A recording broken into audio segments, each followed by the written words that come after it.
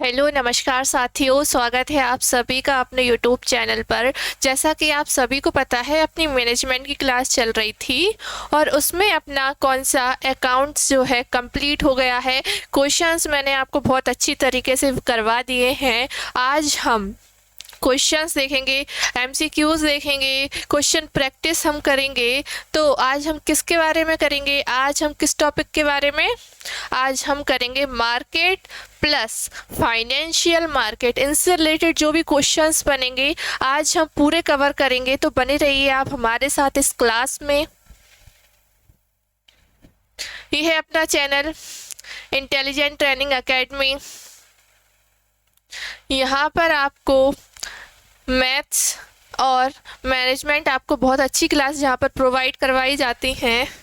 ये मैथ्स है। अगर आपने अभी तक सब्सक्राइब नहीं किया हो तो सब्सक्राइब कर लीजिए। और भी बेहतर चीज़ें आपके लिए इस चैनल पर प्रोवाइड करवाई जाती हैं। ये है अपना app ITA government job preparation. ये ऐप आपको प्ले स्टोर पर मिल जाएगा। इस ऐप में आप MP पटवारी का टेस्ट लगा सकते हो। 2023 की यहाँ पर टेस्ट सीरीज दी हुई है, आप वहाँ जाकर टेस्ट लगा सकते हो और अपनी तैयारी को बेहतर बना सकते हो। ये है अपना Telegram channel intelligent training academy. इस नाम से आपको टेलीग्राम चैनल भी मिल जाएगा। जैसा कि यहाँ पर आपको जो भी पढ़ाया जाता है, डेली क्लासेस की PDF आपको मिलती है। जो भी क्लास आने वाली होती है, आती है, उसकी नोटिफिकेशन भी आपको मिल जाती है। जो भी आपके एग्ज़ाम आते हैं उनकी नोटिफिकेशन मिल जाती है। ऑल इम्पोर्टेंट नोट्स आपके लिए यहाँ पर मिल जाते हैं।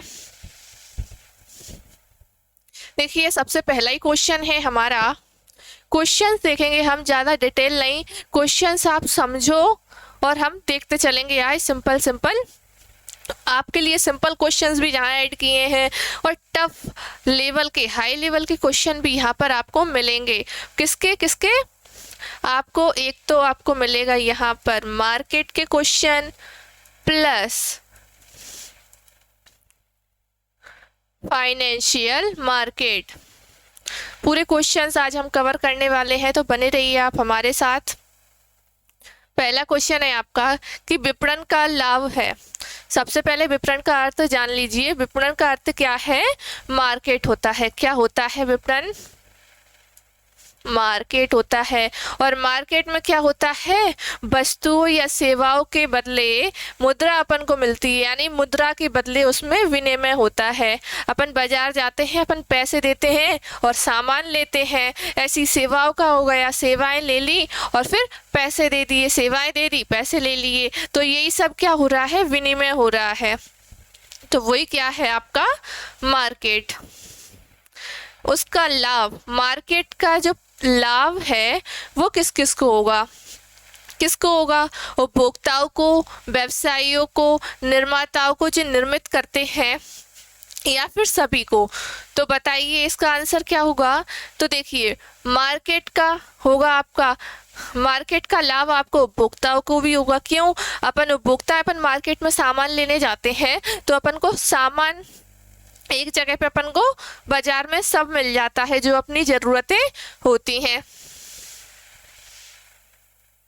व्यवसायियों को, जो व्यवसाय करते हैं, उनको भी लाभ होता है। वो अपन को सामान क्यों दे रहे हैं? उनको प्रॉफिट कमाना होता है ना, उनको लाभ कमाना होता है, तो उन्हें पैसे मिलते हैं। तो व्यवसायियों को, जो व्यवसाय करते हैं, व्यवसायियों को मिलते हैं।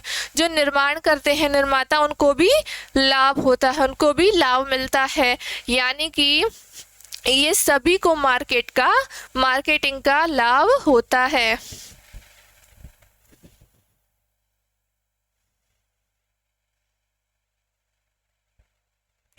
सेकंड है आपका अच्छे ब्रांड की विशेषताएं हैं।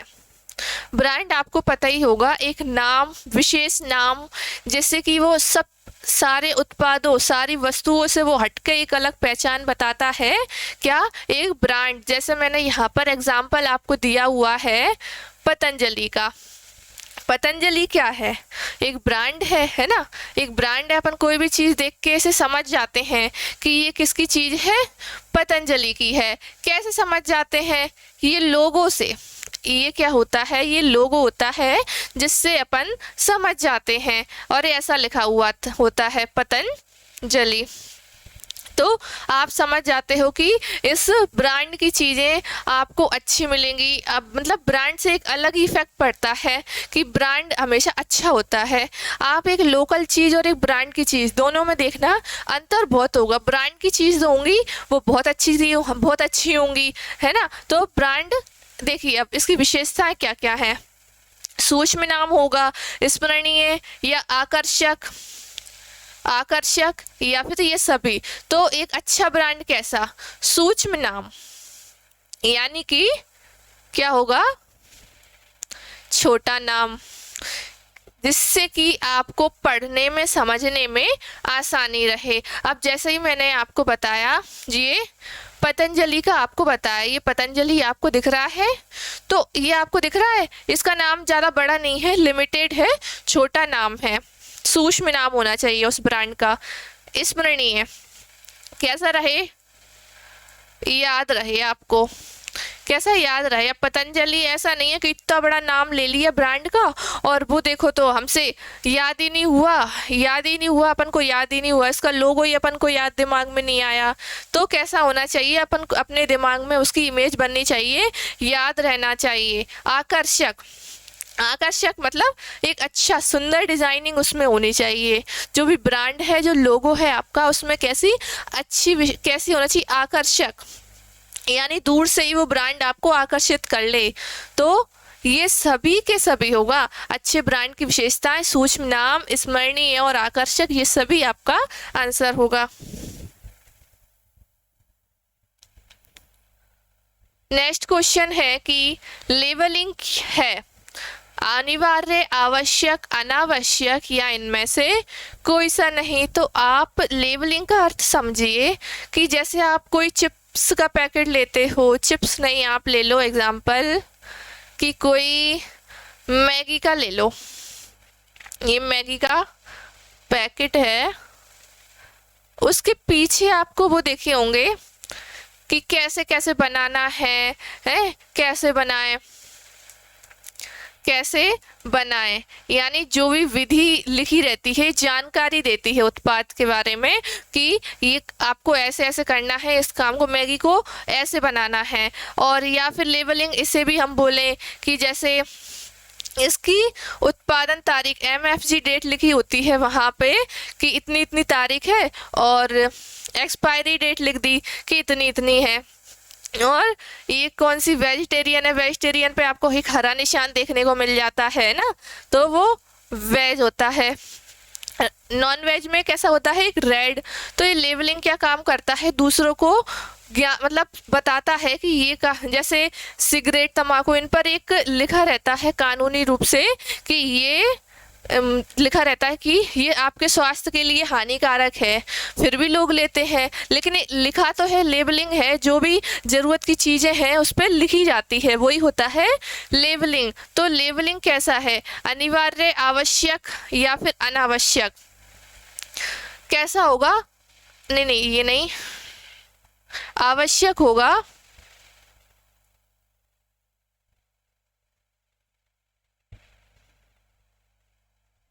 कैसा होगा, आवश्यक। क्यों, आप कोई चीज़ पे इंग्रेडिएंट्स लिखने हैं या नहीं लिखने हैं आपकी मर्जी है, यानी आवश्यक है, वैधानिक रूप से लीगली आपको लिखना पड़ता है। जो आपको नुकसान पहुंचाने वाली चीज़ होती है, जिनका उत्पाद हो रहा है, तो उन पे जरूरी रहता है। लेकिन अनिवार्य तब होता जब सब पे होता, लेकिन बहुत से प्रोडक्ट ऐसे होते हैं जिन पे लेबल नहीं होती है। देखिए अगला क्वेश्चन है आपका कि विपणन पर व्यय किया गया धन है, जो आपका मार्केटिंग पर जो धन व्यय किया गया है, खर्चा हुआ है, वो कैसा है, बंधी, अनावश्यक व्यय या फिर ग्राहकों पर भार या फिर विनियोजन। क्या होगा इसका आंसर, इसका आंसर होगा विनियोजन। इन्वेस्टमेंट, जब आप मार्केटिंग में पैसा लगाते हो तो ये एक इन्वेस्टमेंट तरीका होता है, फिर बाद में आपको पैसा मिलता है।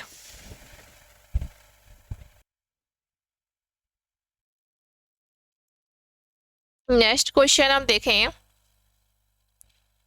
कि विपणन विपणन अवधारणा है कैसी है, उत्पादोन्मुखी, विक्रयोन्मुखी या फिर ग्राहकोन्मुखी या फिर ये तीनों।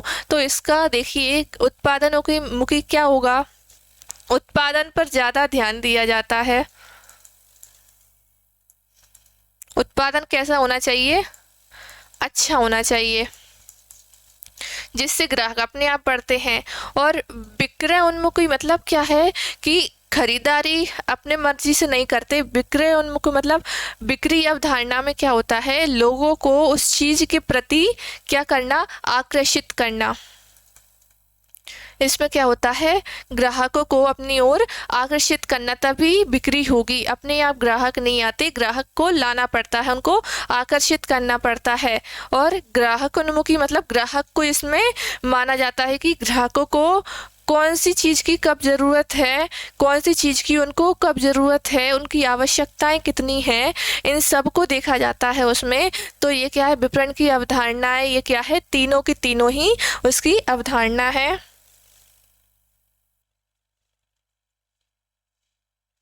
देखिए अगला क्वेश्चन, विज्ञापन का सबसे महंगा साधन है एडवर्टाइजमेंट। एडवर्टाइजमेंट आप जानते ही होंगे, प्रमोशन करना यानी अपनी विचार करना, प्रसार करना। आप टीवी पर भी ऐड देखते होंगे, वो एडवर्टाइज ही होता है, एडवर्टाइजमेंट।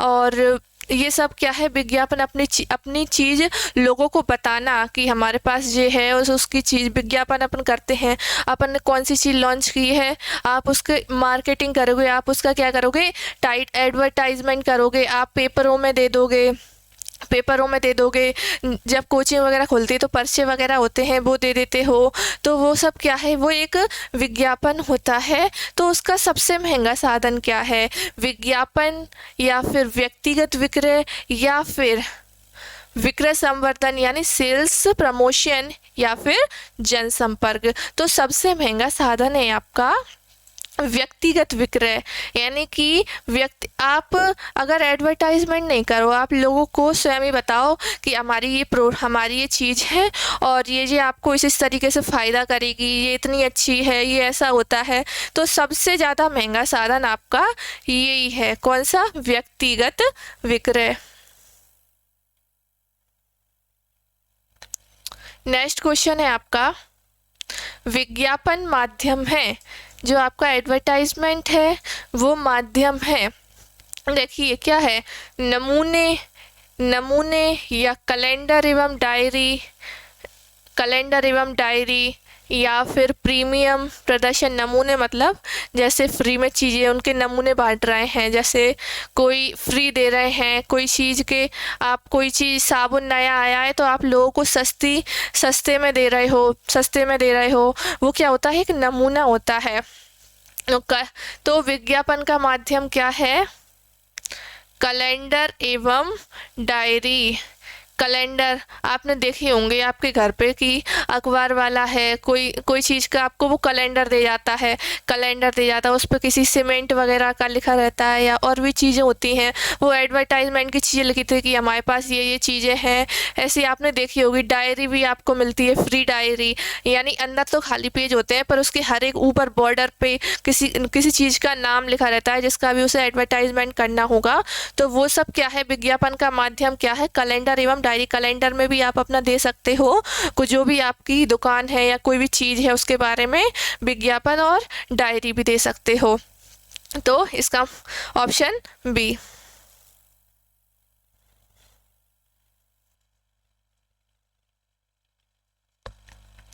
देखिए नेक्स्ट क्वेश्चन है आपका, विपणन प्रबंधन अवधारणा का जन्म स्थान है, जो मार्केटिंग मैनेजमेंट है वो अवधारणा है, उसका जन्म स्थान कहाँ पर है, इंग्लैंड में, अमेरिका में, फ्रांस में या फिर जापान में। तो कहाँ पर है, अमेरिका में। कहाँ पर है अवधारणा का जन्म स्थान, अमेरिका में।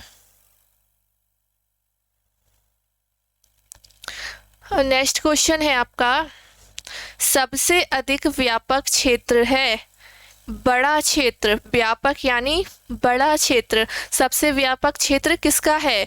ब्रांड का, लेबलिंग का, या फिर पैकेजिंग का, या फिर व्यापार मार्क का? किसका होगा? इसका आंसर होगा आपका सबसे बड़ा क्षेत्र आपका होता है पैकेजिंग का। कोई भी चीज हो बिना पैकेजिंग की वो सेल नहीं होती, खाली कोई बेच देगा।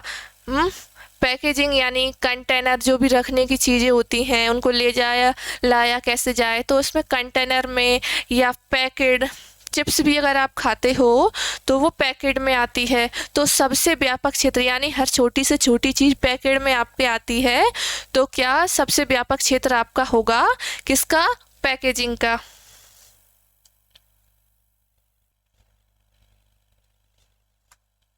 देखिए अगला क्वेश्चन है आपका, विपणन व्यय भार है, बोझ किस पर होगा?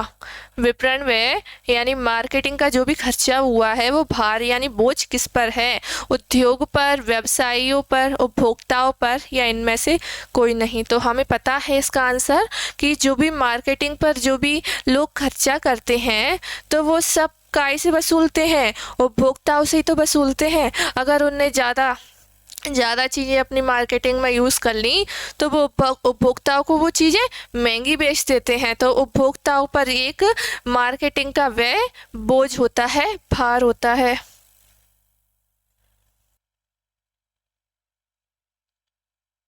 नेक्स्ट है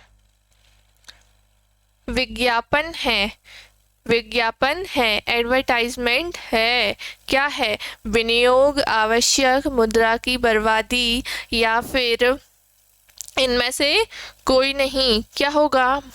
विज्ञापन क्या होगा? विज्ञापन होता है आपका इन्वेस्टमेंट। जब आप पेपर में कोई चीज़ अपनी चीज़ आप पेपर में, न्यूज़पेपर में देते हो तो आप खर्चा करते हो, तो क्या हो रहा है? वो इन्वेस्ट हो रहा है, आपका इन्वेस्ट हो रहा है, वो पैसा फिर आपको मिलेगा। क्यों? जब आपने उसमें न्यूज़पेपर में दिया है तो आपके पास ग्राहक आएंगे, तो ग्राहक आएंगे तो आपसे सामान ले जाएंगे, आपकी बिक्री होगी, आपको पैसा मिलेगा। तो विज्ञापन एक क्या होता है? इन्वेस्टमेंट।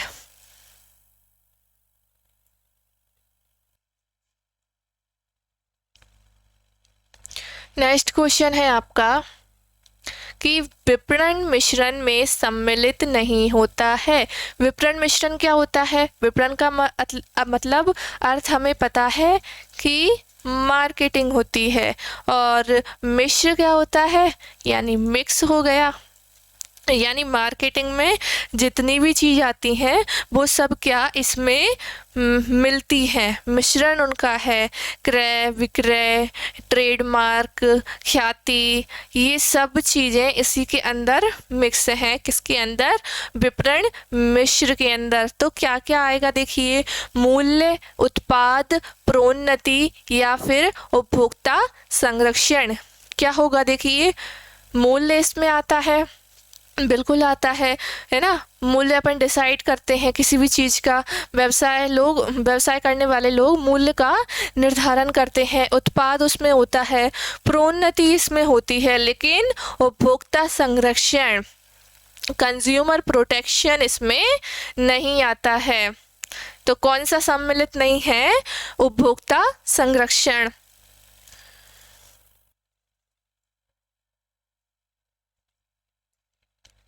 नेक्स्ट क्वेश्चन है आपका, व्यवसाय के लिए विपणन है। व्यवसाय के लिए यानी कोई बिजनेस के लिए जो मार्केटिंग है वो क्या है? अनिवार्य, आवश्यक, विलासिता, या फिर अनावश्यक।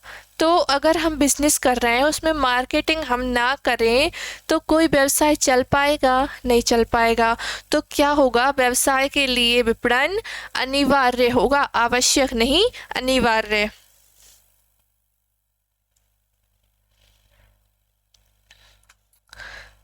सबसे अधिक व्यापक क्षेत्र, सबसे अधिक बड़ा क्षेत्र किसका है?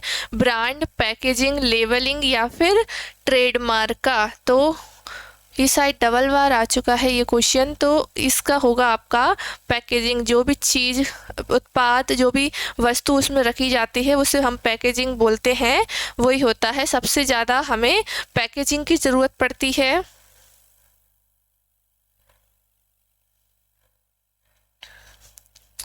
अगला क्वेश्चन है कि समाज के द्वारा अक्सर विज्ञापन का विरोध किया जाता है क्योंकि इसमें कभी कभी होता है। क्या होता है?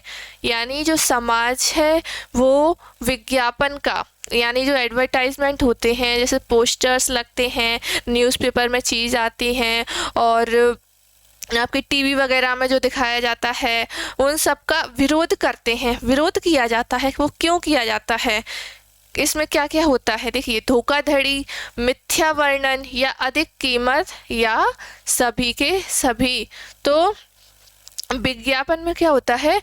बढ़ा चढ़ा के चीज़ें दिखा देती हैं, बढ़ा चढ़ा के चीज़ दिखा देते हैं कि ये चीज़ हमारी इतनी अच्छी है, इससे ऐसे कोई साबुन है, कोई साबुन है ये आपको इतना गोरा कर देगा, या फिर इससे कोई दवाई है तो इससे आपकी ये चीज़ सही हो जाएगी। तो धोखाधड़ी। और इसमें मिथ्या वर्णन यानी झूठ भी बोलते हैं, आपकी वो प्रोडक्ट ऐसा है नहीं लेकिन उसे ऐसा दिखाया जा रहा है, तो झूठ भी इसमें बोला जाता है। और अधिक कीमत भी इसमें होती है। तो क्या होगा इसका आंसर? इनमें से सभी के सभी। इन्हीं के कारण क्या समाज के द्वारा अक्सर विज्ञापन का विरोध किया जाता है। नेक्स्ट क्वेश्चन है आपका, विपणन यानी मार्केटिंग में सम्मिलित की होता है। क्या सम्मिलित होता है मार्केट में? देखिए, क्रय, विक्रय, भंडारण या फिर सभी। बाजार में खरीदते हैं, विक्रय भी होता है, बेचते भी हैं। भंडारण यानी रखना, किसी चीज को सेफ रखना, भंडारण। तो ये सभी के सभी क्या होता है? मार्केटिंग में सम्मिलित होता है।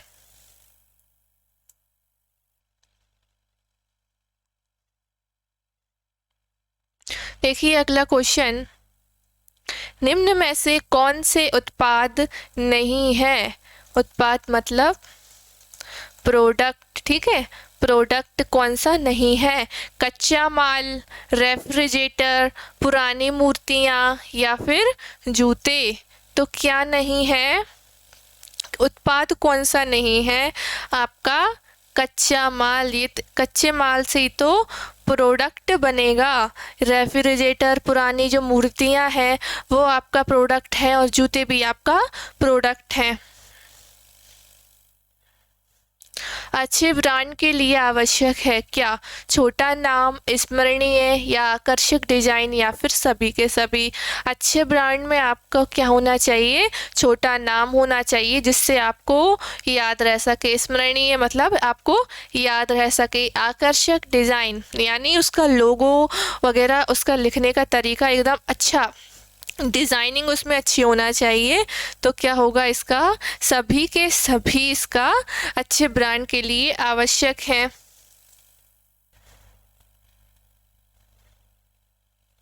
नेक्स्ट क्वेश्चन है, पैकेज वाली उपभोग उत्पादों पर लेबलिंग अनिवार्य है। पैकेज वाली, जो पैकेट है वाली उपभोग यानी यूज करने वाली उत्पादों पर, पैकेज वाली उपभोग उत्पादों पर लेबलिंग अनिवार्य है। सभी पर, कुछ पर, किसी पर नहीं या उपयुक्त में से कोई नहीं। तो इसका आंसर होगा कुछ पर। लेबलिंग आपको हर चीज़ में नहीं देनी पड़ती है, कुछ कुछ चीज़ों में आपको लेबलिंग देनी पड़ती है।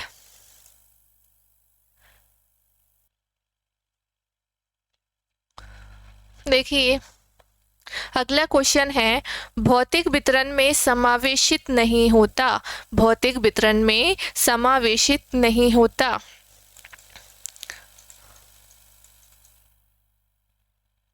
फिजिकल डिस्ट्रीब्यूशन, क्या होगी इसकी इंग्लिश? Physical distribution. ये क्या होता है, ये आपने विपणन मिश्रण अगर पढ़ा हो तो विपणन मिश्रण में एक 4 पी है। कितने? 4 पीस हैं। कितनी? इस पहला आपकी पी थी, पी से आपका था प्रोडक्ट, दूसरा आपका था प्राइस, थर्ड आपका होता है प्रमोशन, और फोर्थ आपका होता है फिजिकल डिस्ट्रीब्यूशन। ये 4 पीस है। 4 पी से इन्हें परिभाषित किया गया है कि प्रोडक्ट में क्या उत्पाद किया जाए, कैसे किया जाए। ठीक है, ये इसमें देखते हैं। और फिर प्राइस, मूल्य निर्धारण, इसका क्या होगा? मूल्य निर्धारण क्या इसकी प्राइस रखें जो सही हो, जितनी हमारी लागत लगी है और उसके हिसाब से हमारा जो है बजट पूरा हो जाए, हमें हमारी सही प्राइस मिल जाए, तो क्या होगा? वो मूल्य निर्धारण। उसके बाद प्रमोशन करना, सेल्स प्रमोशन में क्या आएगा? यानी क्या आपने जो भी उत्पाद किया है उसका क्या करना? प्रमोशन करना, विज्ञापन में दे देना, टीवी पे एडवर्टाइजमेंट या फिर पर्चे बंटवा देना, ये सब क्या हो गया आपका? प्रमोशन, उस चीज़ का प्रमोशन। फिर फिजिकल डिस्ट्रीब्यूशन में क्या आएगा? यानी भौतिक वितरण में कि जो भी हमने उत्पाद किया है वो लोगों तक, वो ग्राहकों तक कैसे पहुँचे, उसकी क्या विधि हो, है ना, वो सब काय में आता है? भौतिक वितरण में। तो देखें क्या क्या आएगा। भौतिक वितरण में समावेशित नहीं होता परिवहन, वित्त व्यवस्था, भंडारण या फिर स्कंद नियंत्रण, यानी कि स्कंद मतलब स्टॉक नियंत्रण, उसका कंट्रोल करना। तो क्या नहीं होगा इसमें? वित्त व्यवस्था नहीं समावेशित होगा। क्यों? परिवहन, उसे कैसे ले जाना है ग्राहकों तक, कैसे पहुंचना है, भंडारण और इसका आपका स्टॉक कंट्रोलिंग भी इसमें आएगा। तो आपका आंसर होगा ऑप्शन बी। नेक्स्ट क्वेश्चन है, निम्न में से कौन संवर्धन यानी कि प्रमोशन सम्मिश्रण का तत्व नहीं है? विज्ञापन नहीं है, या फिर व्यक्तिक विक्रय, या फिर विक्रय संवर्धन यानी सेल्स प्रमोशन, या फिर आपका उत्पाद विकास। तो हमें समझ में आ रहा है कि विज्ञापन से आपका प्रमोशन हो सकता है, व्यक्तिक विक्रय से हो सकता है, सेल्स प्रमोशन से हो सकता है, लेकिन उत्पाद विकास से प्रमोशन नहीं होगा। तो क्या होगा इसका आंसर? उत्पाद विकास। नेक्स्ट क्वेश्चन है आपका, विज्ञापन माना जाता है अपव्यय, विनियोग, विलासिता या इनमें से कोई नहीं। तो इसका आंसर है कि विनियोग, इन्वेस्टमेंट जो है इसे माना जाता है।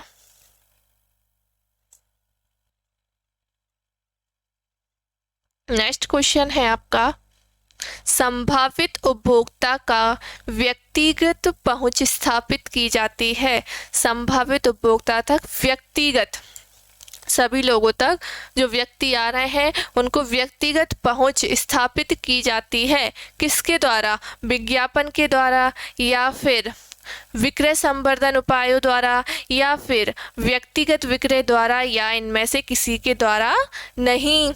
तो व्यक्तिगत पहुंच कैसे होगी? जब व्यक्तिगत विक्रय होगा। व्यक्तिगत विक्रय मतलब कि जैसे मैं ही दुकान पे हूँ और आप सामान लेने आ रहे हो, मैं खुद ही बताऊँ कि ये हमारी ये चीज़ न्यू आई है, ये चीज़ अच्छी है, ये ऐसी है वैसी है, मतलब खुद ही अपने मुंह से प्रमोशन करना। तो वही क्या होगा? व्यक्तिगत विक्रय, व्यक्तिक विक्रय द्वारा।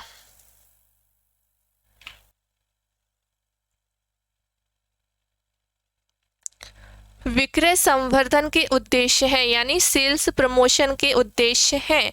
क्या उद्देश्य है? नई वस्तु से अवगत कराना, या फिर नए ग्राहक आकर्षित करने हेतु, या फिर प्रतिस्पर्धी का सामना करने हेतु, या सभी के सभी। तो इसका आंसर क्या होगा?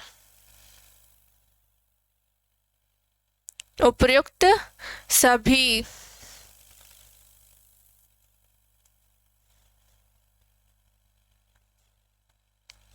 अगला है आपका, निम्न में से कौन विक्रय संवर्धन का उपकरण नहीं है? ये विक्रय संवर्धन सेल्स प्रमोशन का उपकरण कौन सा नहीं है? नमूने, कूपन या पैक के अंदर इनाम या फिर वारंटी। क्या नहीं है सेल्स प्रमोशन का उपकरण? वारंटी। इसमें वारंटी नहीं दी जाती, इसमें नमूने बांटे जाते हैं फ्री या फिर कुछ छूट में। कूपन दे देते हैं कि आपने ये चीज़ खरीदने पर आपको ये चीज़ फ्री मिलेगी, ये कूपन में आपको ये लिखा हुआ मिलेगा, या फिर पैकेट खोला उसके अंदर इनाम है। तो ये सभी विक्रय संवर्धन का उपकरण है, लेकिन वारंटी इसमें नहीं होती है।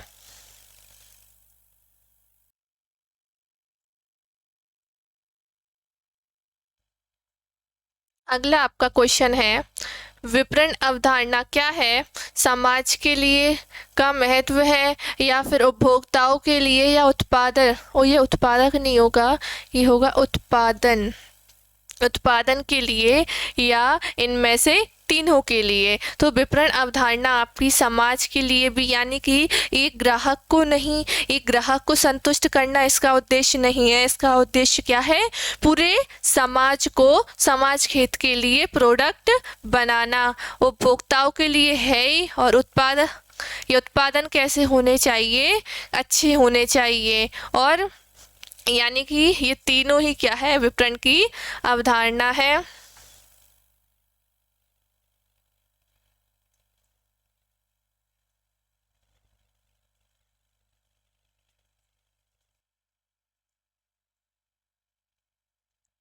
अगला आपका क्वेश्चन है, विपणन प्रबंध की अवधारणा के तहत विपणन खालिस्तान को ध्यान में रखते हुए किया जाना चाहिए।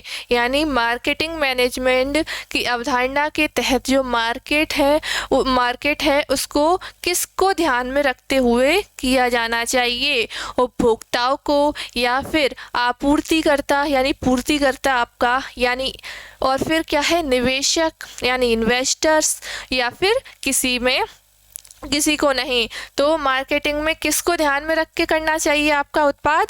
उपभोक्ता संतुष्ट हो, उपभोक्ता को सही चीज़ मिले, उनके साथ धोखाधड़ी ना हो, तो उपभोक्ता को ध्यान में रख के करना चाहिए।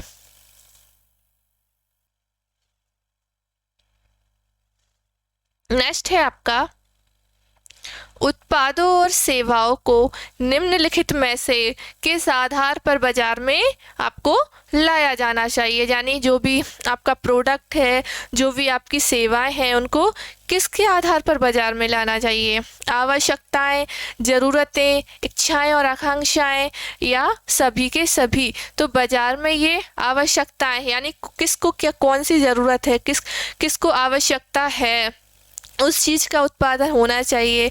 लोगों को काय की ज़रूरत है, उसको ध्यान रखना चाहिए। लोगों की इच्छाएं आकांक्षाएं क्या है, यानी कि ये सभी के सभी को इसमें देखकर आपको बाजार में लाया जाना चाहिए उत्पाद या सेवाओं को। अगला आपका है, निम्नलिखित में से कौन से विपणन प्रबंधन की प्रमुख पहलू हैं? यानी जो मार्केटिंग मैनेजर है उसके प्रमुख पहलू क्या होंगे? ग्राहकों की ज़रूरतों और चाहतों, यानी उनकी ज़रूरत है उन पर ध्यान देना, या फिर ग्राहकों की संतुष्टि को साबित करना, या फिर उत्पाद या सेवा की मांग को पैदा करना, या फिर सभी? तो इसका आंसर होगा आपका सभी के सभी, यानी ग्राहकों की ज़रूरतों को भी देखना चाहिए और ग्राहकों की संतुष्टि, उस उत्पाद से, उस प्रोडक्ट से संतुष्ट हो वो, तो ऐसा भी उसे साबित करना चाहिए। उत्पाद या सेवा की मांग पैदा करना, फ़ोन नहीं थे लेकिन जब आए तो उनकी मांग बढ़ गई, तो वही क्या, उनकी मांग को पैदा करना। यानी कि ये सभी जो मार्केटिंग मैनेजमेंट है उसके पहलू हैं प्रमुख। अगला आपका क्वेश्चन है कि ग्राहकों की संतुष्टि के माध्यम से एक संगठन की सफलता प्राप्त की जा सकती है, क्योंकि ये मदद करता है। ग्राहकों की संतुष्टि के माध्यम से एक संगठन की सफलता जो है प्राप्त की जा सकती है, क्योंकि ये मदद करता है। बताइए, मौजूदा ग्राहक बनाए रखने में, या फिर नए ग्राहक आधार को सीमित करना, या फिर मौजूदा ग्राहक को खोना और नए ग्राहकों का आधार विकास करना, या मौजूदा ग्राहकों को रखना और नए ग्राहक को आधार को जोड़ने की सुविधा। तो किस में मदद करता है? मौजूदा जो ग्राहक आपके हैं, आपका जो डेली सामान ले जाते हैं, उनको बनाए रखना और नए नए ग्राहकों को इसमें जोड़ना।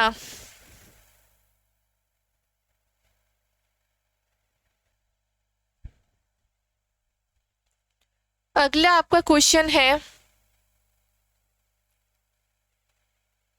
मार्केटिंग और सेलिंग में क्या अंतर है? मार्केटिंग और सेलिंग में क्या अंतर है? सेलिंग मतलब बेचना, इनमें क्या अंतर होगा? मार्केटिंग सेलिंग एक्टिविटी का एक हिस्सा है, या फिर सेलिंग मार्केटिंग एक्टिविटी का एक हिस्सा है, या मार्केटिंग और सेलिंग दोनों समान है? समान तो नहीं है, या उपरोक्त में से कोई नहीं। तो क्या होगा इसका आंसर? सेलिंग जो है आपकी मार्केटिंग जो एक्टिविटी है उसका ही क्या एक हिस्सा है।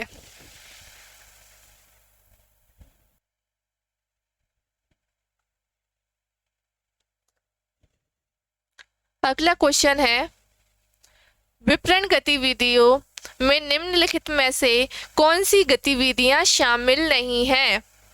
कौन सी गतिविधियां शामिल नहीं है? देखें, डिजाइनिंग, विनिर्माण, या कच्चे माल की खरीद, या फिर देनदारों से संग्रह। क्या होगा? कौन सी शामिल नहीं है? देनदारों से संग्रह, यानी जो हमें पैसे देते हैं, जो उधार आपसे ले गए हैं, वो पैसे आपको देंगे तो उनका संग्रह है, डेटर्स जिन्हें बोलते हैं, है ना।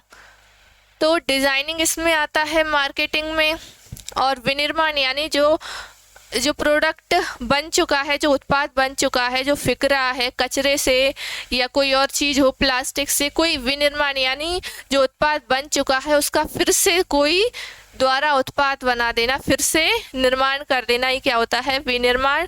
और इसमें कच्चे माल की खरीद, ये वाली गतिविधि भी आती है। तो कौन सा नहीं आता? देनदारों से संग्रह।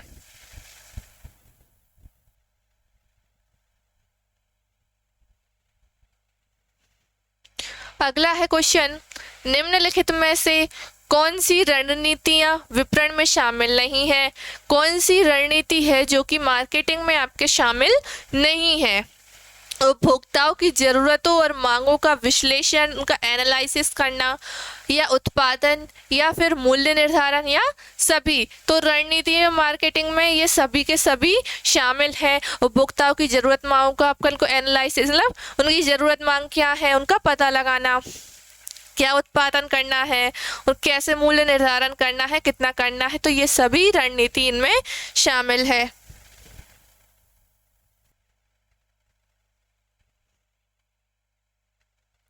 अगला क्वेश्चन आपका, निम्नलिखित में से कौन सी रणनीतियां बेचने में शामिल है, यानी बिक्री करने में शामिल है? क्या ब्रांडिंग, लेबलिंग, पैकेजिंग, या उपरोक्त में से ये कोई नहीं, उपरोक्त सभी इसका आंसर होगा। क्यों? बेचने में तो ब्रांडिंग, लेबलिंग, पैकेजिंग, ये सभी की सभी रणनीतियां शामिल होती हैं।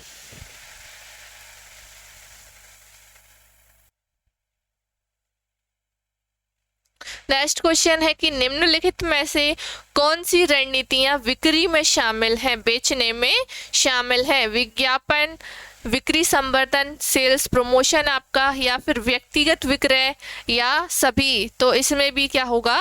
सभी के सभी शामिल हैं।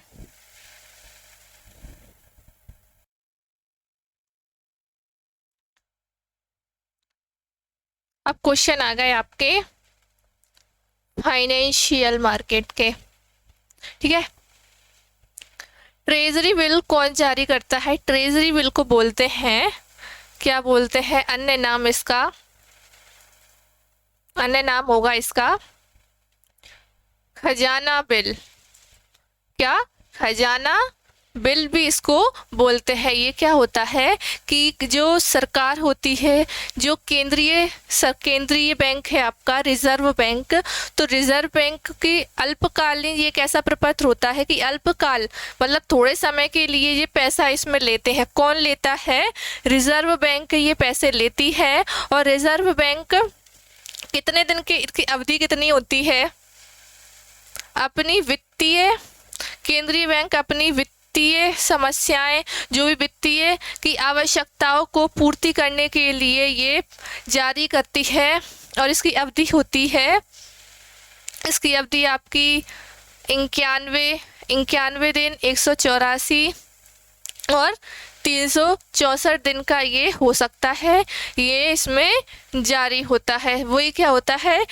Treasury bill. कौन जारी करता है? अब इसे कोई भी राष्ट्रीयकृत बैंक या कोई भी निजी क्षेत्र का बैंक या भारतीय रिजर्व बैंक, तो सभी करेंगे क्या? नहीं। तो मैंने आपको बताया कौन जारी करता है, ये भारतीय रिजर्व बैंक। उनका क्रय कौन करता है? क्रय भी कौन ही करता है? बैंक, गैर वित्तीय संस्थाएं,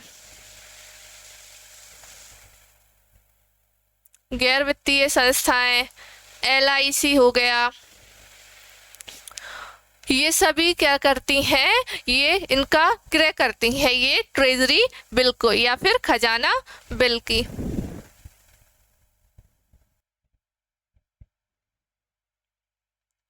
नेक्स्ट क्वेश्चन, यह अल्पकालिक निधियों का बाजार है। ये अल्प समय, कम समय, 1 साल निधियों का बाजार है जो मौद्रिक संपत्तियों में, मौद्रिक पैसों में, मौद्रिक संपत्तियों में सौदे करता है, जिनकी परिपक्वता अवधि 1 वर्ष तक की होती है। यानी इनको कितने वर्ष में चुकाया जाता है? सिर्फ 1 वर्ष के अंदर अंदर। उससे पहले हम ये समझते हैं कि वित्तीय बाजार क्या होगा।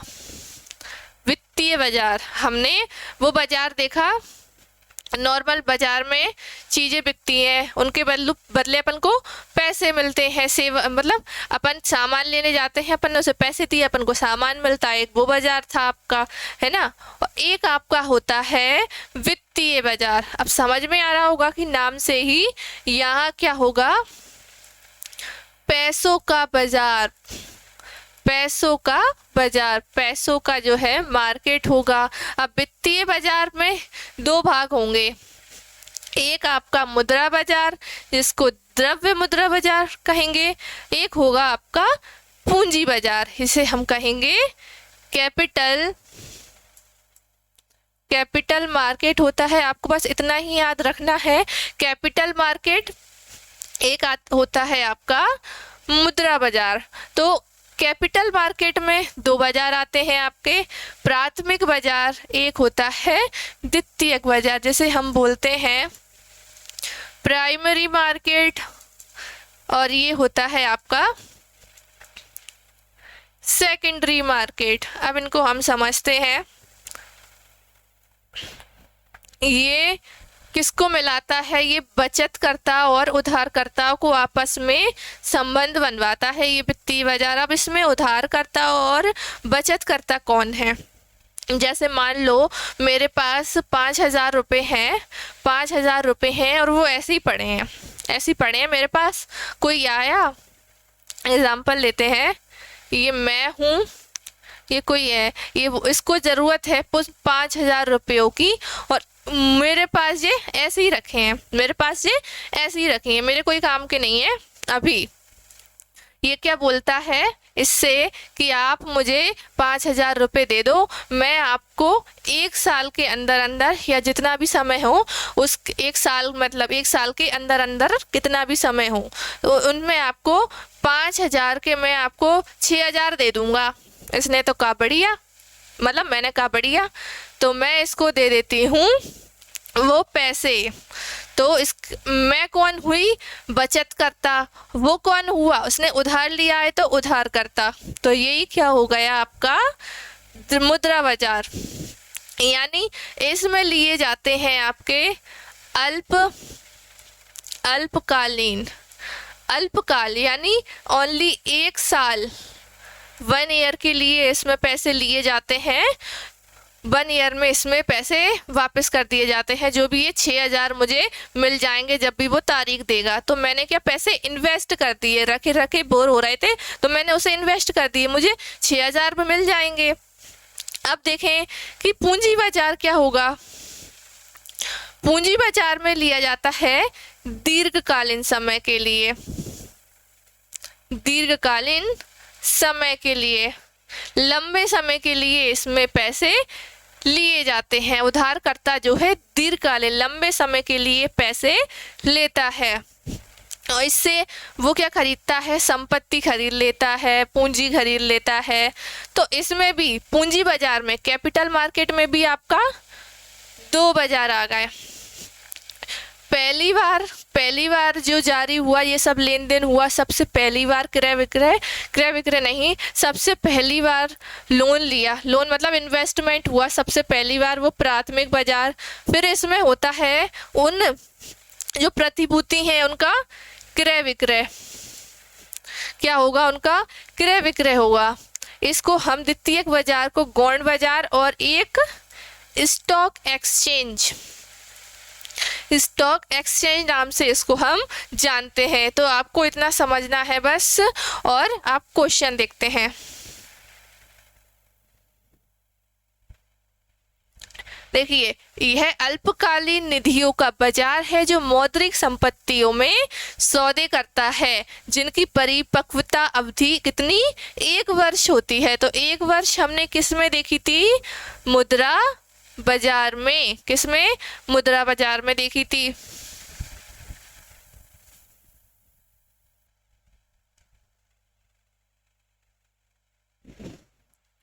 नेक्स्ट है आपका, इनमें से कौन पूंजी प्राप्ति का भाग नहीं है। जो कैपिटल है उसकी प्राप्ति का भाग नहीं है। ऋण की वसूली, इन्वेस्टमेंट, उधार या फिर कर। तो इसका आंसर होगा पूंजी प्राप्ति। आपको टैक्स से आपको पूंजी प्राप्ति नहीं हो सकती, ये तो आपको भरना है। उधार दोगे आएगा पैसा, विनिवेश करोगे तो भी पैसा आएगा। ऋण की वसूली, जो आपने पैसे दिए हैं उसकी वसूली हो रही है, आपने किसी को लोन दिया है वो मिल रहा है, तो लोन की वसूली, तब भी आपको पूंजी प्राप्त होगी।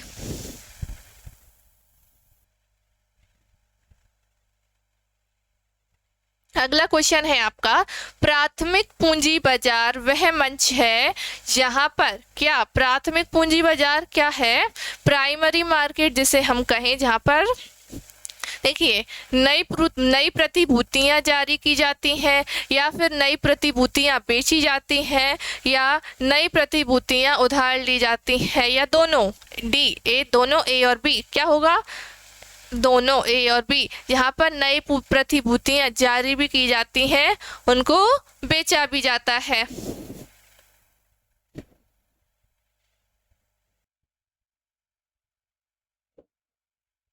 नेक्स्ट आपका है द्वितीयक बाजार, एक मंच है जिसमें अभी हमने देखा प्राइमरी मार्केट जिसमें निर्गमन हुआ।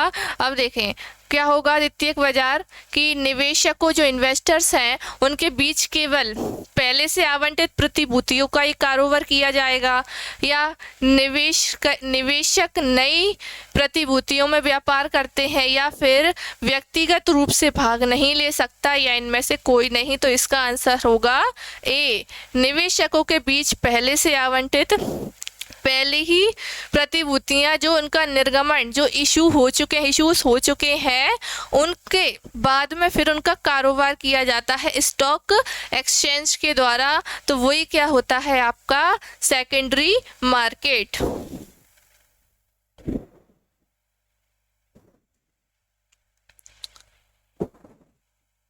नेक्स्ट है आपका, सबसे प्रसिद्ध पूंजी बाजार कौन से हैं। सबसे प्रसिद्ध फेमस पूंजी बाजार कौन सा है? शेयर मार्केट, या भारत में किसी भी डिपॉजिटरी के साथ एक डिपॉजिटरी खाता, या दोनों, या कोई नहीं? तो सबसे कौन सा है फेमस आपका? Share market.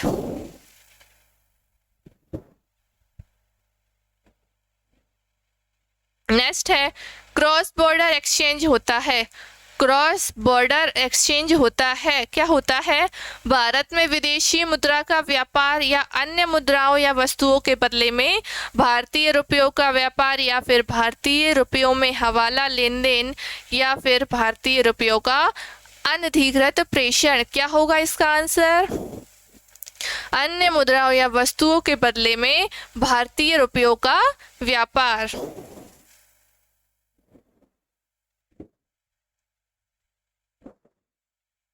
नेक्स्ट है भारत में पूंजी बाजार किसके द्वारा आयोजित किया जाता है? जो कैपिटल मार्केट है उसे कंट्रोल या आयोजित कौन करता है? पूंजी बाजार को भारतीय रिजर्व बैंक करती है, या नाबार्ड, या फिर सेबी, या फिर IRDA? कौन करता है पूंजी बाजार को आयोजित? सेबी करती है। कौन करती है? सेबी। तो और ये भारतीय रिजर्व बैंक ये रेगुलेटेड किसका है? ये आपका है मुद्रा बाजार। मुद्रा बाजार को ये नियंत्रित करता है।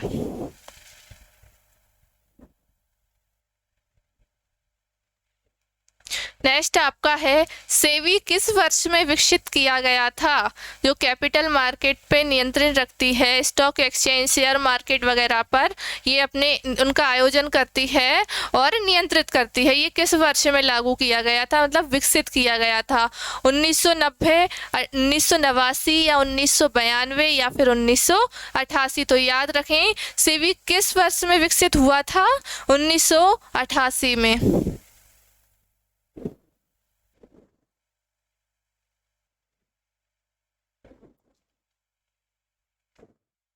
अगला आपका है क्वेश्चन, निम्नलिखित में से कौन सा सेबी का उद्देश्य नहीं है? प्रतिभूति बाजार को विनियमित करने का, या फिर जो आविष्कारकों के हितों की रक्षा करना, या व्यक्तिगत व्यवसायों को बढ़ावा देने, या बाजार के विकास को बढ़ावा देने के लिए? तो ये क्या नहीं करता? इसका उद्देश्य क्या नहीं है? व्यक्तिगत व्यवसायों को बढ़ावा देने के लिए।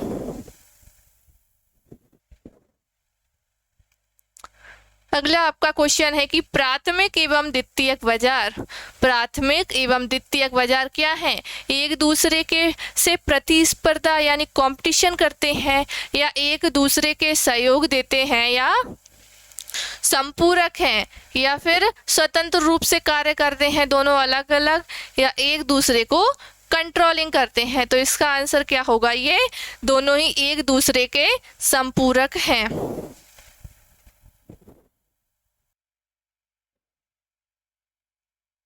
नेक्स्ट है आपका क्वेश्चन, भारत में कुल स्टॉक एक्सचेंज यानी शेयर मार्केटों की कितनी संख्या है?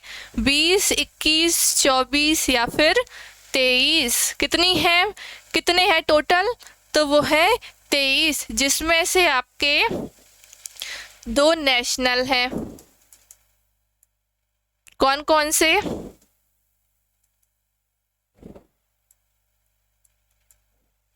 ये है आपका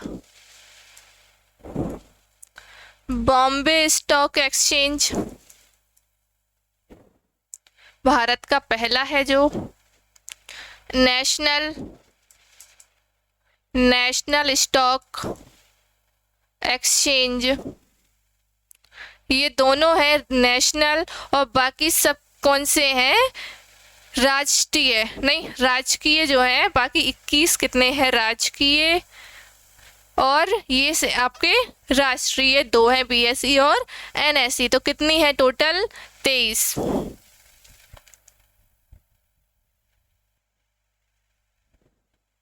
अगला आपका क्वेश्चन है कि जो एनएसई नेशनल स्टॉक एक्सचेंज के भावी व्यापार की शुरुआत किस वर्ष में हुई थी? 1999, 2000 या 2001 या 2002? तो आपको याद रखना है किस वर्ष इसकी शुरुआत हुई थी एनएसई की।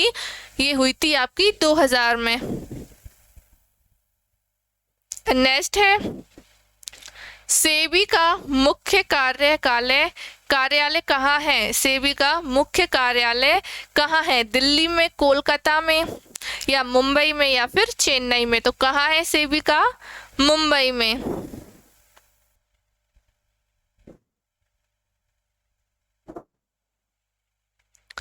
नेक्स्ट है विश्व में सबसे पहले स्टॉक विपणी की स्थापना हुई थी, कहाँ पर हुई थी? स्कंद विपणी की स्थापना लंदन में, दिल्ली में, अमेरिका में या फिर जापान में? कहाँ हुई है? लंदन में।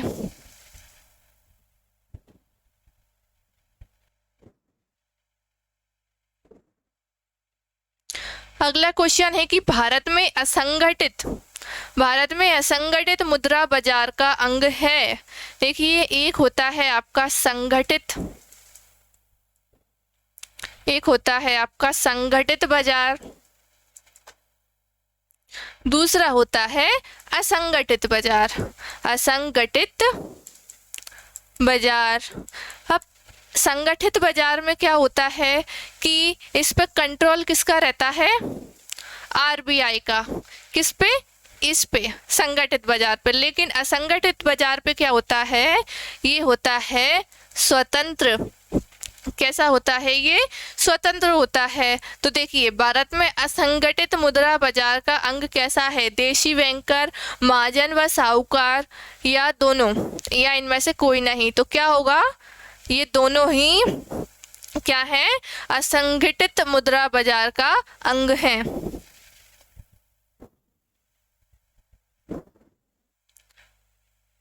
अगला क्वेश्चन है कि मुद्रा बाजार की मुख्य दूरी क्या है, यानी उसका जो रेगुलेटेड कौन करता है मुद्रा बाजार को?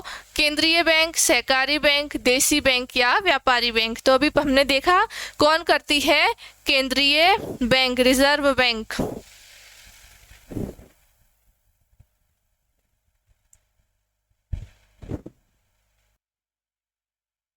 देखिए, नेक्स्ट क्वेश्चन है कि पूंजी बाजार में की प्रतिभूति नहीं है। पूंजी बाजार की प्रतिभूति क्या नहीं है? कैपिटल मार्केट की समता अंश, पूर्वाधिकारी अंश या फिर वाणिज्यिक विल या ऋण पत्र? क्या नहीं है?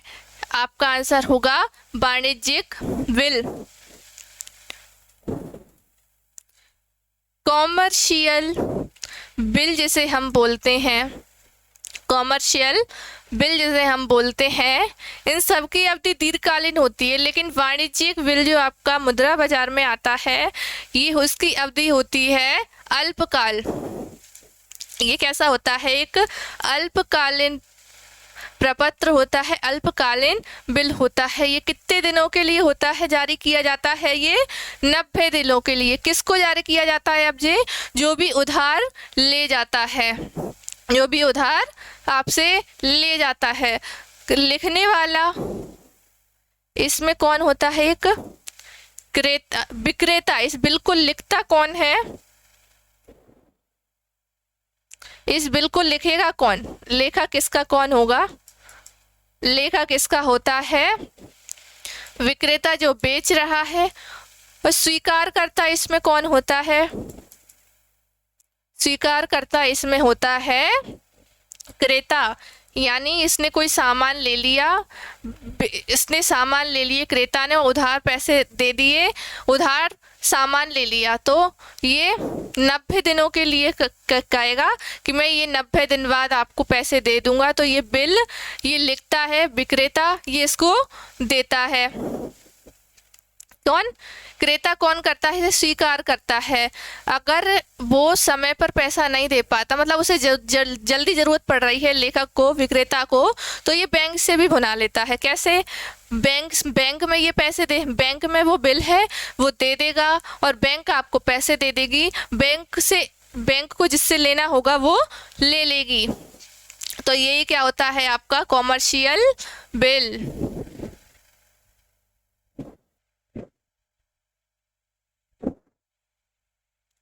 भारत में पहली स्कंद विपणी यानी पहली स्टॉक एक्सचेंज स्थापित हुई थी 1857 में, 1877 या 1887 या 1987 में। कब हुई थी? ये हुई थी आपकी 1875 में। ऑप्शन नहीं दिया हुआ है। 1875 में कौन सी हुई थी? Bombay stock exchange. Bombay stock exchange 1875 में। अगला आपका क्वेश्चन है स्कंद विपणियों के लिए सेबी की सेवाएं हैं। जो सेबी है उसकी सेवाएं हैं ऐच्छिक, आवश्यक, अनावश्यक या फिर अनिवार्य। तो जो स्टॉक एक्सचेंज होता है उसमें सेबी की जो सेवाएं हैं वो अनिवार्य रूप से होती हैं। नेक्स्ट है नवीन निर्गमित अंश। अंश मतलब एक टुकड़ा। नवीन निर्गमित अंशों में व्यवहार करता है। नवीन जहाँ वर्ड आ गया क्या आएगा? गौण बाजार, प्राथमिक बाजार या फिर दोनों या इनमें से कोई नहीं। तो नए निर्गमित अंश में व्यवहार प्राथमिक बाजार करता है। प्राइमरी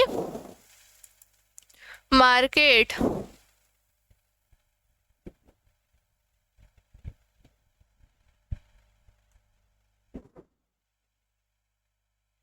नेक्स्ट क्वेश्चन है नवीन आर्थिक नीति घोषित हुई थी। जो नई आर्थिक नीति आई थी वो कब घोषित हुई थी? जुलाई 1990, जुलाई 1991, जुलाई 1992 या फिर 2000, जुलाई 1। कब? जुलाई 1991 में ये नीति घोषित हुई थी। इसमें आपका आया था उदारीकरण, अंग है इसके ये, उदारीकरण, निजीकरण, वैश्वीकरण। ये सब आगे इसके क्वेश्चन हमें मिलेंगे। नेक्स्ट क्वेश्चन है आपका कि नई आर्थिक नीति के प्रमुख अंग हैं। जो नई आर्थिक नीति है उसके प्रमुख अंग हैं उदारीकरण, वैश्वीकरण, निजीकरण या फिर सभी। तो ये क्या है? इसके सभी के सभी अंग हैं। उदारीकरण में क्या हो गया था? सरकार ने जो भी ज़्यादातर लाइसेंस वगैरह हैं उनको हटा दिया था कि इतने ज़रूरत नहीं है। कुछ ऐसे व्यवसाय हैं जिनके लिए ज़रूरत पड़ती है, जैसे बंदूक वगैरह ये होते हैं, औजार होते हैं, बॉम्ब वगैरह बनाते हैं, स्फोटक चीज़ें, विस्फोटक चीज़ें, और आपका दवाई वगैरह के लिए लाइसेंस ज़रूरी है। बहुत सारे हैं, कुछ के लिए जारी है लेकिन कुछ के लिए हटा दिए गए हैं, अनिवार्य नहीं है। वैश्वीकरण, विश्व की जितनी भी अर्थव्यवस्था है उन सबका एकीकरण करना। निजीकरण आपका प्राइवेटाइजेशन, ऐसे आजकल बहुत सारी चीज़ें प्राइवेट हो रही हैं तो वही क्या होगा आपका निजीकरण। तो ये सभी इसके अंग होंगे।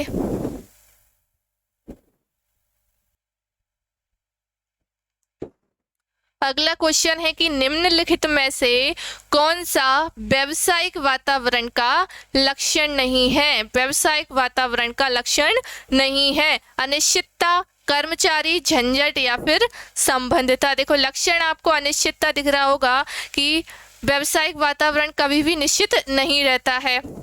झंझट, इसमें झंझट होती है, संबंधितता होता है लेकिन कर्मचारी नहीं। इसका विशेषता क्या नहीं होगी?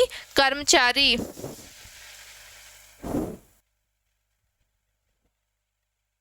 नेक्स्ट है सामाजिक वातावरण का निम्नलिखित में से कौन सा उदाहरण है? सामाजिक वातावरण का निम्नलिखित में से कौन सा उदाहरण है? मुद्रा की आपूर्ति, उपभोक्ता संरक्षण अधिनियम या भारतीय संविधान या परिवार की संरचना। तो समाज है, सामाजिक पर्यावरण है, वातावरण है, तो उसमें क्या आता है? परिवार की संरचना। नेक्स्ट क्वेश्चन है कि वैश्वीकरण का अर्थ है, क्या होता है वैश्वीकरण? विश्व की विभिन्न अर्थव्यवस्थाओं का एकीकरण, सार्वजनिक क्षेत्र में विनियोग, या फिर निजी क्षेत्र में निवेश या फिर उपरोक्त सभी। तो क्या होगा वैश्वीकरण का अर्थ? विश्व की विभिन्न अर्थव्यवस्थाओं का एकीकरण।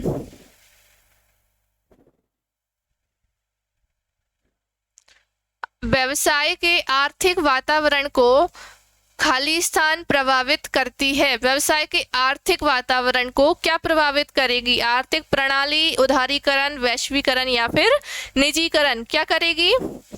आर्थिक प्रणाली प्रभावित करेगी आर्थिक वातावरण को।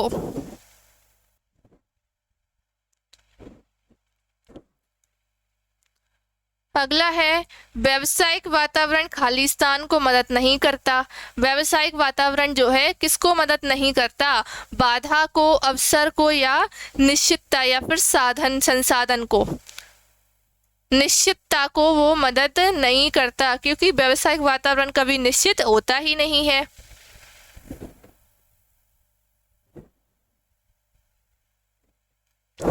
मुद्रा बाजार व्यवहार करता है। मुद्रा बाजार व्यवहार करता है अल्पकालीन कोष या मध्यकालीन कोष या दीर्घकालीन या इनमें से कोई नहीं। कितना? अल्पकालीन, अल्प 1 साल के लिए इसमें पैसा दिया जाता है। पूंजी व्यवहार व्यवहार करता है, पूंजी बाजार व्यवहार करता है अल्पकालीन कोष या मध्यकालीन कोष या दीर्घकालीन कोष या सभी। तो काय में करता है? ये दीर्घकालीन के लिए, और ये होता है आपका रिस्की, और ये आपका ये रिस्क इसमें नहीं होती।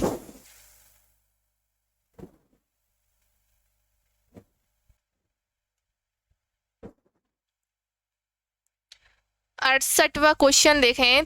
तरलता का निर्माण करता है।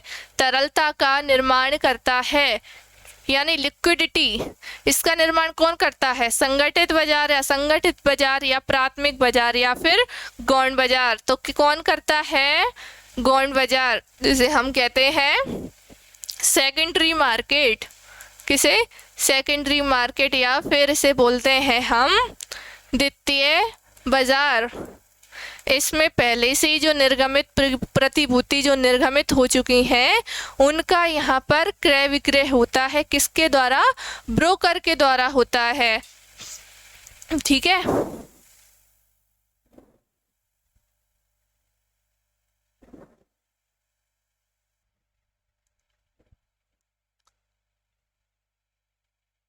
अगला क्वेश्चन है वैधानिक रूप से सेबी की स्थापना हुई थी, यानी लीगली तरीके से, कानूनी तरीके से सेबी की स्थापना कब हुई थी? 1988, 1990, 1992 या 1994 में। तो वैधानिक रूप से देखो वैसे हुई थी आपकी 1988 में।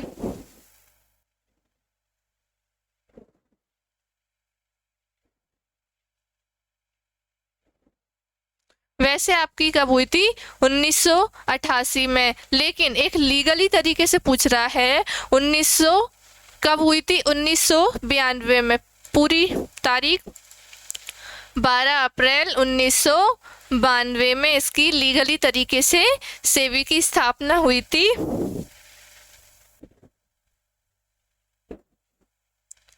स्कंद विपणी हित की सुरक्षा करती है। स्कंद विपणी, स्टॉक एक्सचेंज किसके हित की सुरक्षा करती है? निवेशक, कंपनी, सरकार या किसी की नहीं। तो किसकी करेगी? जो निवेश कर रहे होंगे, इन्वेस्टर्स की।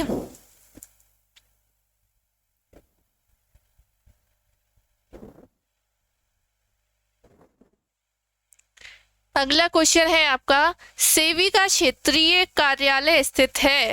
क्षेत्रीय पूछा है, क्षेत्रीय कार्यालय कहाँ पर है? दिल्ली में, चेन्नई, कोलकाता या सभी जगह? तो ये सभी जगह क्षेत्रीय कार्यालय आपका सेबी का स्थित है।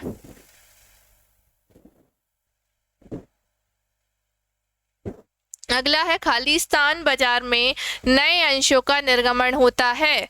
प्रारंभिक, द्वितीय, संगठित या असंगठित? हमें पता है नए अंश कहाँ पर निर्गमित होते हैं? प्रारंभिक बाजार में।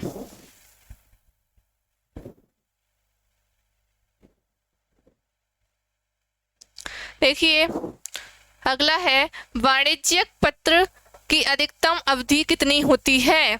वाणिज्यिक पत्र यानी आपका कॉमर्शियल विपत्र, कॉमर्शियल बिल आपका हमने देखा था अभी कितने दिन का होता है, ये अल्पकाल का होता है। तो देखें 3 महीने, 6 महीने, 12 या 24 महीने। तो क्या होगा इसका आंसर? 12 महीने इसकी अधिकतम अवधि होती है।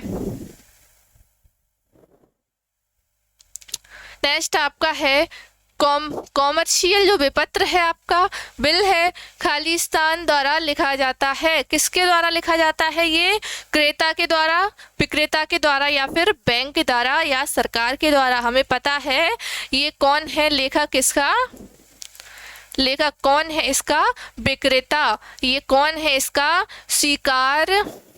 स्वीकारकर्ता।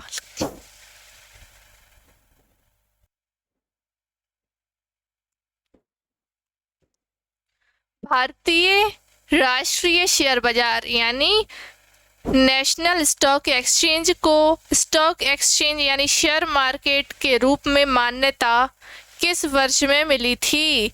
1992, 93 या 94 या 95? कब मिली? 1993 में।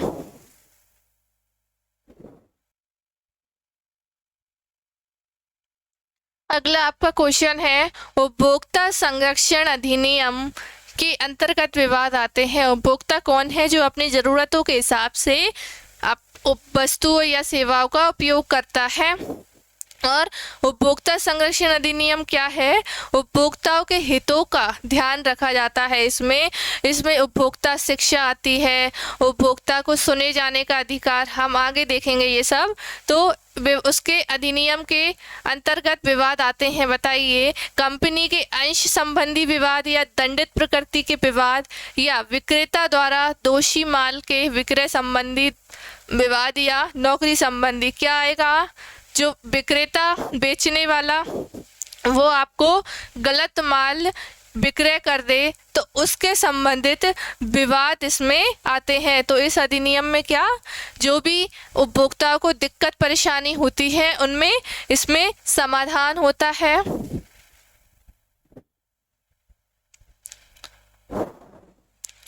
उपभोक्ता संरक्षण अधिनियम पारित किया गया था या हुआ था?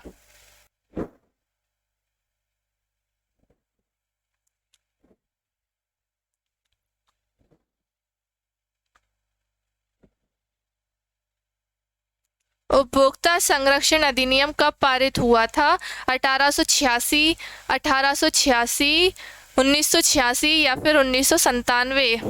ये दो बार दे दिया गया है, तो ए या बी कोई सा एक। 1886 में ये अधिनियम पारित हुआ था।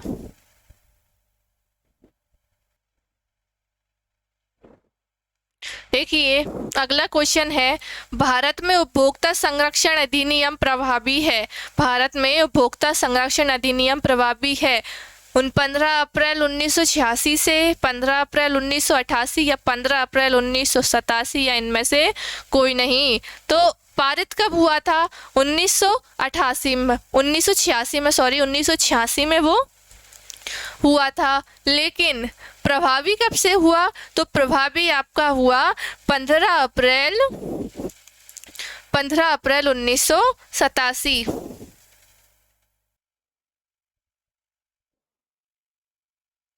देखिए राष्ट्रीय आयोग उपभोक्ता विवादों का निपटारा कर सकता है। देखिए एक उपभोक्ता फोरम होते हैं, उपभोक्ता फोरम, ये कितने होते हैं? 3। पहला आपका जिला मंच, दूसरा राजकीय आयोग, तीसरा आपका राष्ट्रीय आयोग। ठीक है, ये जो उपभोक्ताओं की जो भी समस्या होती हैं इनका इसमें समाधान होता है। देखें राष्ट्रीय आयोग उपभोक्ता विवादों का निपटारा कितने तक का कर सकता है? 5 लाख, 10 लाख, 20 लाख या 1 करोड़ से अधिक। तो राष्ट्रीय आयोग है तो सबसे बड़ा राष्ट्रीय आयोग 1 करोड़ से अधिक विवादों का वो उपभोक्ता के विवादों का निपटारा वो कर सकता है।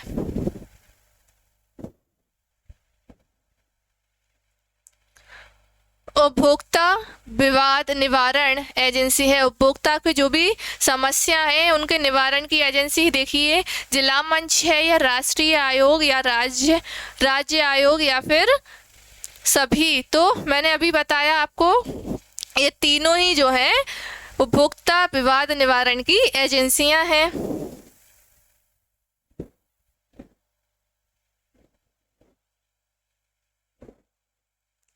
अगला है उपभोक्ता संरक्षण अधिनियम के अंतर्गत शिकायतकर्ता से आशय है। शिकायतकर्ता कौन है? उपभोक्ता, केंद्रीय सरकार, राज्य सरकार या सभी। तो कौन होगा? उपभोक्ता इसमें शिकायतकर्ता होता है।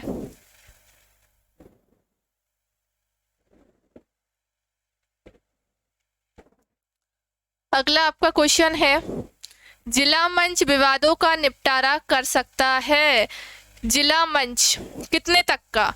5 लाख, 10 लाख रुपए या 15 लाख रुपए या फिर 20 लाख का? तो वो कर सकता है 20 लाख रुपए का। कितने का? 20 लाख रुपए तक का जो भी समस्या होगी उसको वो निपटारा जिला मंच कर सकता है।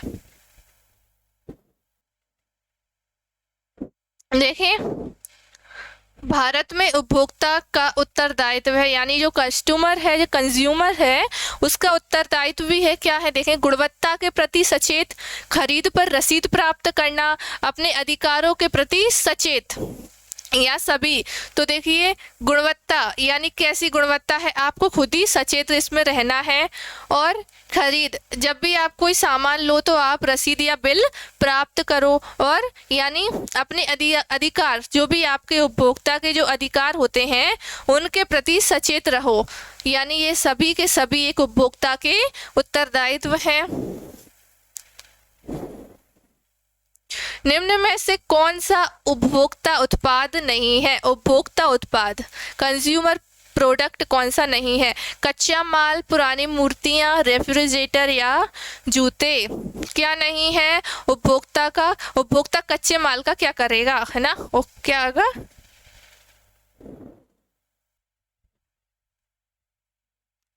देखिए अगला क्वेश्चन है उपभोक्ता संरक्षण अधिनियम के अंतर्गत उपभोक्ता के अधिकार हैं।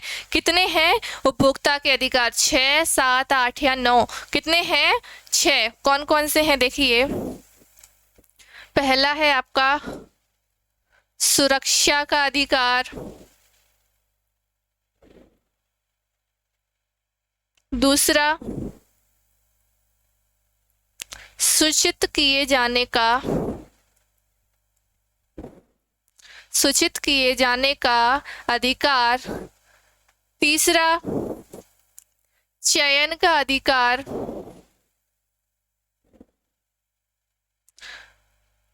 फोर्थ पे है सुने जाने का अधिकार,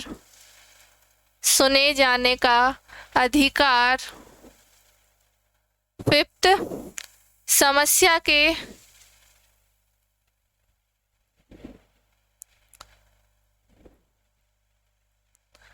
समस्या निवारण प्राप्त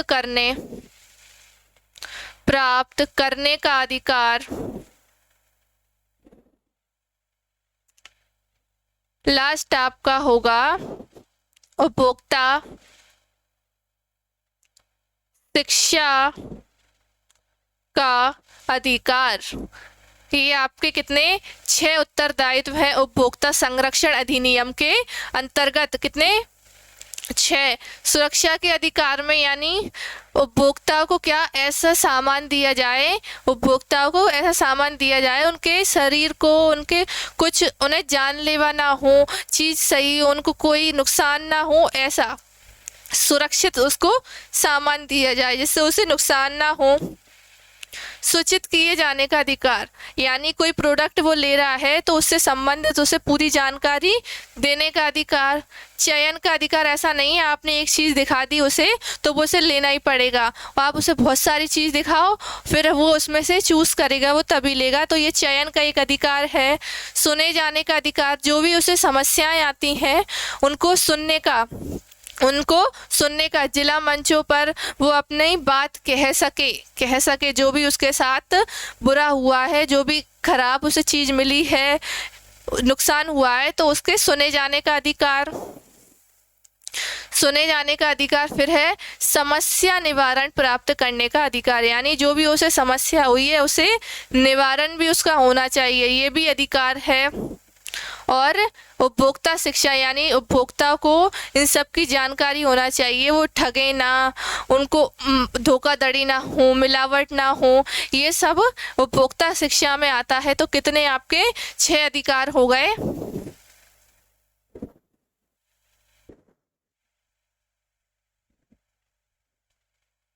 नेक्स्ट आपका है उपभोक्ता संरक्षण अधिनियम के अंतर्गत आते हैं। उपभोक्ता संरक्षण अधिनियम के अंतर्गत आते हैं, क्या आता है?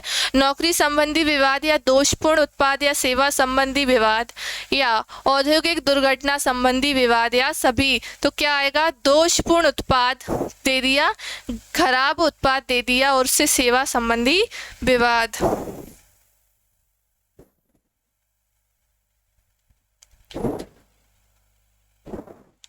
अगला क्वेश्चन आपका, राष्ट्रीय आयोग के सदस्य की अधिकतम आयु हो सकती है। जो राष्ट्रीय आयोग है उसकी सदस्य की, उसके सदस्य बनने की आपकी अधिकतम आयु कितनी होगी? 60, 70 या 65 या कोई नहीं? तो क्या होगी? अधिकतम 65 वर्ष होगी। क्या?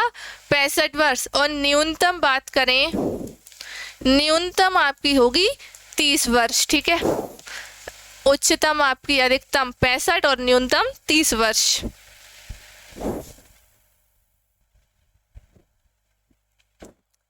अगला क्वेश्चन है कि उपभोक्ता संरक्षण अधिनियम के अंतर्गत उपभोक्ता से आशय है, क्या होगा? उपभोक्ता से आशय माल क्रय करके पुनः विक्रय न करने वाला व्यक्ति, या फिर माल क्रय करके पुनः विक्रय करने वाला व्यक्ति, माल के पार्ट्स करके माल संयोजन करने वाला व्यक्ति, या कोई नहीं।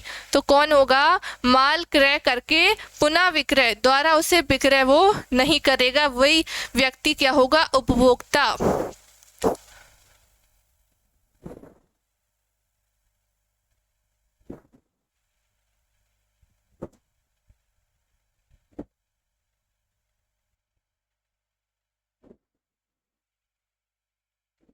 उपभोक्ता संरक्षण अधिनियम 1986 में निर्दिष्ट उपभोक्ता अधिकार इनमें से कौन से हैं?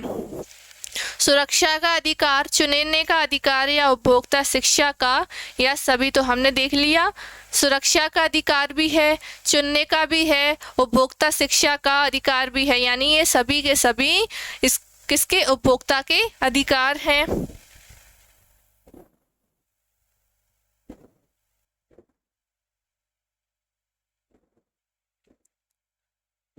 एक उत्पाद पर MRP का अर्थ है, हम MRP लिखी होती है उस पर रेट जिसको, तो क्या होता है वो? न्यूनतम मूल्य, अधिकतम मोटे मूल्य, सूक्ष्म मूल्य, या कोई नहीं। तो क्या होगा? अधिकतम मोटे मूल्य। हम इसे कहेंगे अधिकतम खुदरा मूल्य जिसे हम कहते हैं।